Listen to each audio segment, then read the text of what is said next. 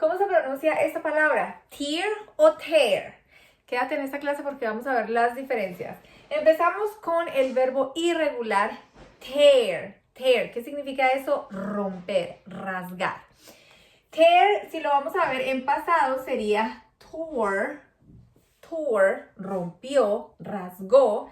Y si lo vemos en el participio sería torn. A ver, esto también significa, aparte de romper, significa lágrima. Pero ¿qué pasa con la lágrima? La lágrima se pronuncia tear, romper. Torn, no lo confundas con la palabra thorn. ¿Cuál es esta palabra? Es básicamente la espina, pero ¿qué tiene? Esa T y la H. Thorn. Veámoslo como en unos 4 o 5 tiempos. A ver hasta dónde alcanzamos. Él rompe un pedazo de papel. ¿Cómo nos queda?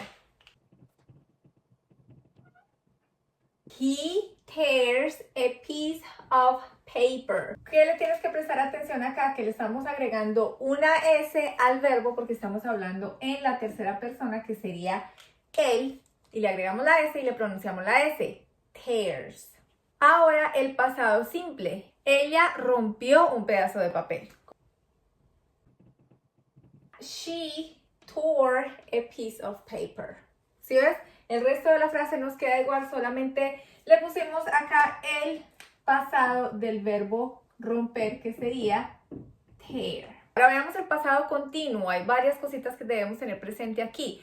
Una de las cosas es que vamos a utilizar el verbo to be como un auxiliar. ¿Cuál es el verbo to be? En este caso, para que nos ayude, va a ser is o are, dependiendo del sujeto que estemos hablando. Si vamos a utilizar es, lo utilizamos con la tercera persona que sería she, he, it, esto, esta. Y are lo vamos a utilizar con el resto de los sujetos. Ella está rompiendo un pedazo de papel. ¿Cómo nos queda? She is tearing a piece of paper. Toda esta parte nos vuelve a quedar igual.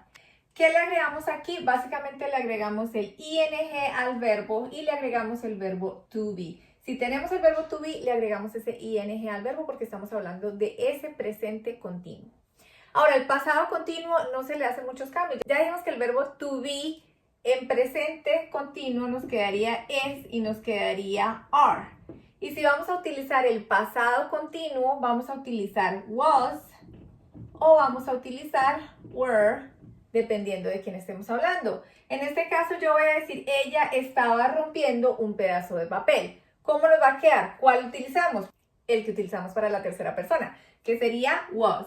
Entonces, she was tearing a piece of paper. El resto de la frase nos queda igual. Lo único acá importante es que te acuerdes que esta parte del verbo to be es la que vamos a utilizar cuando estamos hablando en el presente continuo o en el pasado continuo con la tercera persona, y utilizamos estos dos cuando estamos hablando del presente continuo o pasado continuo cuando tenemos otro sujeto que no es la tercera persona. Facilito, ¿sí o no? Ahora utilicemos el presente perfecto. Aquí también tenemos que prestarle atención a dos cositas. Una va a ser el auxiliar. En este caso el auxiliar va a ser el verbo to have, pero que en este caso nos va a servir como auxiliar. Has lo utilizamos para la tercera persona, que sería he, she, it.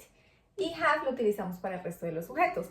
¿Qué otra cosa debemos de tener en cuenta? Que ya no podemos utilizar el verbo en su forma simple, sino que tenemos que utilizarlo en el pasado participio. ¿Y cuál es el pasado participio del verbo tear? Va a ser torn. Entonces, si yo digo, ella ha roto un pedazo de papel, ¿cómo nos queda? She has torn a piece of paper. Si ves, debes prestarle atención al auxiliar y al verbo que lo estamos usando en pasado participio. Ahora, la tarea para ti es que me dejes saber en los comentarios cómo quedaría ella no ha roto un pedazo de papel. Aprovecha los comentarios. Bueno, un